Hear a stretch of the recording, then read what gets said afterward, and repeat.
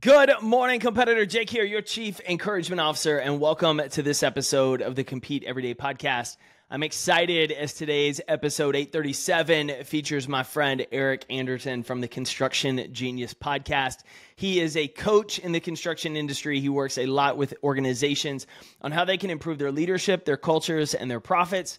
And today we have a really fun conversation on leadership that's going to transcend just the construction industry. So regardless of what industry you're in, real estate, sales, nonprofit space, healthcare, it does not matter. There are some incredible insights he talks about from a leadership standpoint about avoiding trouble and challenges that new leaders encounter. What are the 3 things that every leader should communicate every single day?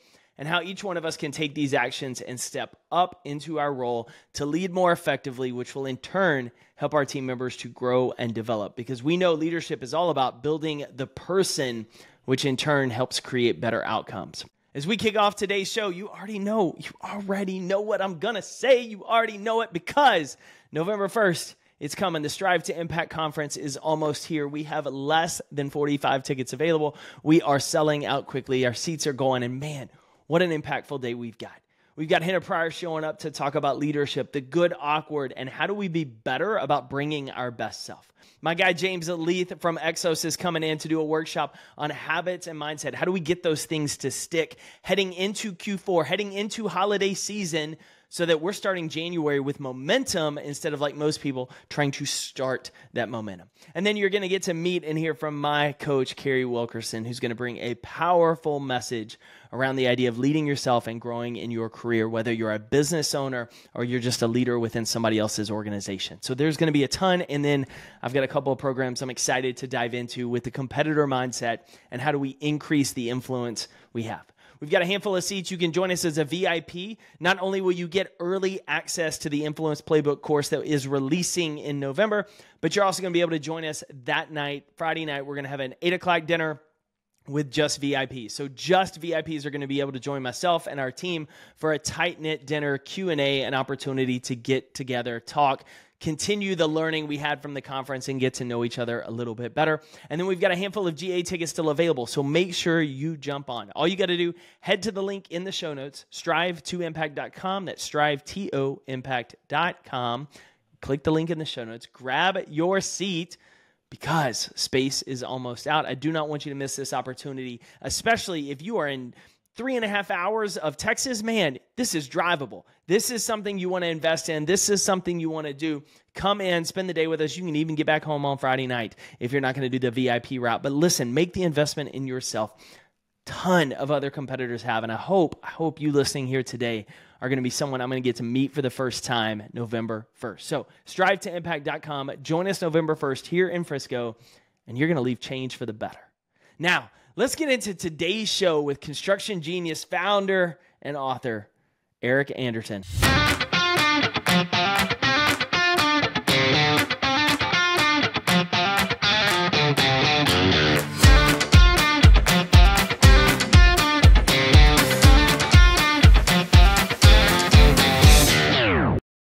Eric, welcome to the podcast. Jake, thank you for having me on. Looking forward to this. I had the pleasure and opportunity to join your show, and so excited to be on the other side of the mic with you today. Hey, as we kick things off, I got a question. What is one of the first great examples of leadership you remember seeing either growing up or early in your career? That's a good question. I think of the guy that I went to work for right out of college. I was selling copy machines back in the day. And it was this tiny little company, and the leader had many faults, not necessarily character faults, but frankly, he wasn't the best businessman. But there was 2 things that he did have, which I think served him very well. One was an extreme commitment to his clients, to service their needs and to take care of them. And the other one then was a tremendous amount of perseverance and, you could say, toughness. He was willing to go through the difficulties, and some of them were, self-imposed because of his limitations as a business person, but nevertheless, he was tremendously customer serviced and tremendously persevering. I love that. Talk to me about that, and just out of curious, from someone learning from that, being around that, almost the balance, right? you're great in areas of leadership, but you struggle running a business. And so there's a little bit of probably tension in that relationship as well, of where you have great respect and where you just are like, come on. How did that learning experience maybe shape your career going forward and your journey? Well, I think what's tremendously important to understand there is that you're rarely going to come across a person who is excellent in every area. So the first thing to think about as a leader is a little bit of self-awareness for yourself, and particularly if you run a company. What are you actually good at? Now, you may say, I'm good at everything, but it's probably not true. And one of the keys to building a successful company is identifying the areas that you excel in, whether it's behaviorally or technically, and then finding other people who can supplement you where you're weak. I don't necessarily subscribe to developing your weaknesses. I subscribe more to emphasizing your strengths. And when you're first starting a business or growing a business, you may have to do everything, and so you're not able to hire people at that particular point. But as your business grows, you have enough money to cover the overhead, you can then bring in other people to take those areas where you perhaps have some weakness. Curious, because you mentioned it there, how do you propose mitigating the weaknesses then, right? If we're not going to take our weaknesses and turn them into strengths, we at some point either have to delegate out those tasks or mitigate where we fall short. How do you do that without completely ignoring it? That I would imagine some people would just completely ignore and focus solely on the strengths instead of how do I mitigate maybe where my shortcomings are. Well, I think one of the ways to mitigate is to understand what is the sufficient level of competency I need in this particular area. So for instance, if you're I work with a lot of construction company owners, if you're getting into a new line of construction and you don't have the technical expertise in that line just because, your company's so big that it's not necessary, you need to have a sufficient amount of technical expertise, a sufficient amount of understanding of the project type so that you can make informed decisions at the level at which you make decisions in your organization. So think of that word sufficiency. It implies that there isn't an excess, but there is enough in order for you to execute the role that you have in the company. How did you, let's flash back. Let's help everybody get to know you a little bit better. Tell us about yourself. What do you remember growing up? Did you play sports? What were your passions as a kid? And take us through kind of how you eventually got into this path within the construction industry. Yeah, so I was born in England and grew up in England and around Europe and then in the United States. I was a fairly typical rebellious teenager. I played sports, but I also did a lot of things that I shouldn't have done.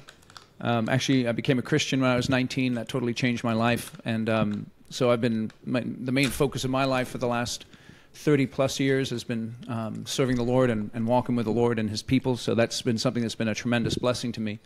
As far as my career is concerned, my career's never really been at the center of my life. It's always been a supplement to the other things that I do with my life. But I began in sales simply because, I don't know, I just had a natural ability in that area. I grew in that. But I've always had an interest in leading and developing people and mentoring people. And I've always been able to run meetings effectively and do all that kind of stuff. And I met a gentleman in 2004 who was the owner of an international leadership development franchise, the franchise for our particular area. I went to work with him selling the leadership development program. My first client was a contractor. I immediately fell in love with construction because I thought it was a great way to not only build a business but have a positive impact on your community. I love the way contractors think. I'm a pretty simple, straightforward guy. And so my first client was over 20 years ago. They're still my client today. And I just love working with construction companies.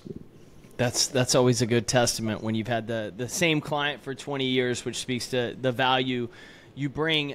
That's interesting. So I'm curious, one of the things along those lines is you talked about kind of how your faith has played a role in Sure. that journey. Yeah, dive in. Do you think that's had a huge impact in allowing you, because based on our conversations previously on your show and here, I very much get the sense that your identity is not tied up in what you do, which is really easy for leaders and individuals to do.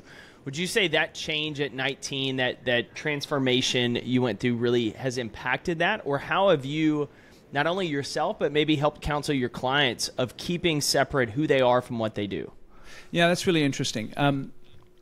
I know for me personally, anything that I do, I want to do it really well.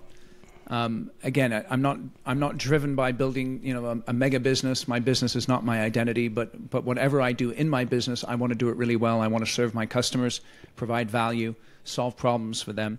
The way that I work with my clients as far as that is concerned is that many times their personal lives and their business lives are out of whack. I understand that there's a tremendous amount of sacrifice and energy and effort that it takes to build a business. I built my own business. It's not massive, but nevertheless, it takes sacrifice and energy. And I think that really what you have to be able to do in your life is not necessarily divide your life up into different segments and slices of the pie and, put one emphasis here and another emphasis there, but really understand what your life is all about holistically, and then ask yourself, am I doing what I need to be doing right now? And so whether that is spending time with my family, whether it is spending time with my clients, building my business, whatever the case is, the key focus that each person needs to have is right now, am I doing what I need to be doing? That's a very insightful question. We both work in the construction space, and similar to many other industries, it's very easy for leaders to get caught in we've always done it this way, I'm going to continue to this way, versus am I doing the best right now in this moment? And yeah. I'm curious about you, because I know you and I had a really interesting conversation on different styles of leadership, the command, control versus coaching. Yeah. I'm curious, in your experience and perspective, how the industry is shifting, or what you're seeing in terms of people being more open to innovating their approach to leading teams and people than maybe they were taught. Yeah. So basically, there's basically two types of leaders in construction, generally speaking, and that is the command and control type leader, or it is what I call the player coach. But it's really and really what that means is this. I'll give you an illustration. I coach recreational soccer at an under 12 level. Okay?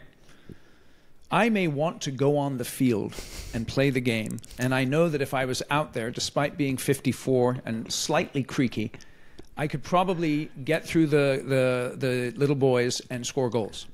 But I'm forbidden from doing that because I am not under 12. So I think that's an interesting way for you to look at your business. You've either built it by command and control or by being the player/coach. And if you're the player coach, people are looking at you and they're saying, can you please give me the ball?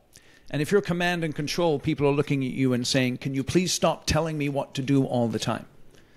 And what you need to do is shift from either one of those roles or ways of leading to more of a coach aspect, where you're not getting on the field and playing, and you're not telling people what to do 80 to 90% of the time. Now, I want to say this. In construction, because of safety issues and risk issues, sometimes you are going to tell them directly what to do. Stop doing what you're doing because that's going to kill someone. So don't get me wrong here. But the generation that's coming up that was shaped by COVID, that's shaped by TikTok, by economic uncertainty, the certain vibe of late millennials and Zoomers, they won't tolerate command and control. They have to be coached in order to be able to excel. And so that's why it's very important that you think about, how can I coach people effectively? And if you want to dive into that in a little more detail, we could definitely do that.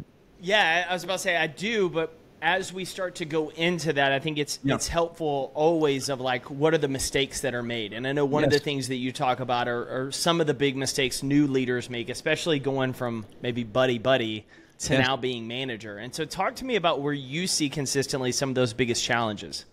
Yeah, so it's really interesting, right? It's either in excess or deficit. Okay, there's always excess and deficit, and typically the answer to most questions is the happy median in between, right? And when you become a new leader, if you're going to excess, you immediately you're saying it's my way or the highway, and you're doing it because maybe you're a little insecure, or you want to establish yourself as the guy or the gal. Or there could be a deficiency where you're reluctant to hold people accountable and have those conversations. And so wisdom is knowing what to do, when to do it, and how to do it. And that takes time to build. It comes through experience. And so consider your leadership at the moment. Are you in excess or are you in deficit in the way that you are leading your people? And if you're a new leader, if you're being excessively commanding, it's going to alienate people. If you're being deficit in taking initiative and giving direction, then it can frustrate people. You need to find that happy medium where you're commanding or directing where appropriate, but then also coaching and mentoring where appropriate as well. So let's talk about that new leader in that role, right? Because I think the first step of what you just talked about is finding that happy medium. Requires a little bit of self-awareness, but it also requires sometimes that outside feedback. Yes. How do you get that outside feedback in that new role? And I would say first, just we'll say in general, and then secondarily, if you're in a culture where they're not developing you, like you're kind of the one who's like, I got to take care of my team because nobody else is doing it for us. Yeah, so let's assume that you're in a good company where you've been promoted and you have an internal mentor of some kind, or the person that you report to. They're going to say, hey, listen, I know you're in this new position. You've got to establish yourself as the leader in the way that you behave and the way that you perform. You're going to have to get used to having difficult conversations with people who you just used to kick it with. What you need to be able to do is follow certain patterns of behavior and patterns of interaction that'll be most effective. Let me show you what some of those are. Let me work with you on that. Let me hold you accountable for having those difficult conversations.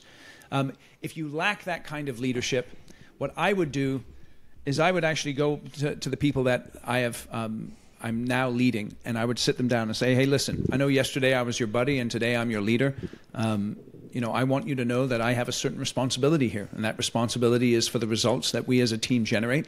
And as a result of that, there's going to be times when we have difficult conversations, when I need to hold you accountable. I want you to know that I'm open to any feedback that you have to give me as far as how my leadership is going. So keep that door open, because sometimes you're going to say things and 5 minutes later you'll be like, dude, that was stupid. I need to change that decision. And so you need to have a little bit of humility there, but also a sense of responsibility that you do have to embrace this new role, and you have to take it on with as much vigor and intensity as you can. Love that. Okay, and so now if we're in this toxic environment to where our team may be like, why are you doing this? Like, nobody else is doing this. No other teams are holding each other accountable. Why are you doing it? Yeah. How do you handle that? Well, I think the only thing that you can say is, because at the end of the day, I want to be able to look myself in the mirror and say, we did a good job. And so this is where, again, this is challenging for a leader who perhaps doesn't have full control over who's on their team. Because you've always got to have the right people in the right position, and any team thrives when everyone's in agreement on not only what game we're playing, but how we're actually going to play the game.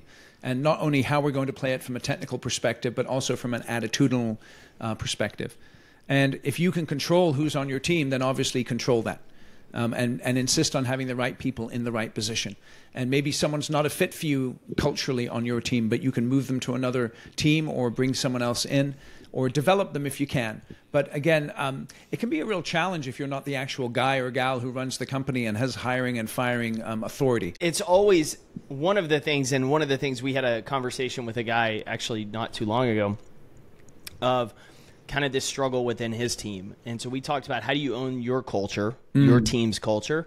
But if you get to a point of, hey, I'm never going to get the full buy-in because everyone above me does not care, then maybe that's the point where you look for a new opportunity, because you've exhausted everything there. And I think you've got to be able to exhaust every choice and decision before you make that jump, because it removes the regret. Let's transition to things leaders do really well and some areas we can improve. Yeah. Because we've talked about some of these starting stops, and one of the things that you and I had talked about previously, and I would love to dive into today, is the importance of communication. Because we say so many things, but yet we don't say the right things, the consistent things, or even in a language where our team catches it. And so you talk about 3 messages that effective leaders are communicating on a daily, consistent basis. And I'm curious what those 3 are. Yeah, I think it's really important, that, like you said, to be consistent in your communication. And so to help you to remember that, all I want you to do right now is just grab your ear and spell that out, ear, E-A-R. Okay, and you think, oh, Eric, that's a little cheesy, and I admit every time I do that I feel a little cheesy. But let me tell you what that means. It's just to help me remember the 3 messages I have to communicate every day. The E, that stands for encouragement.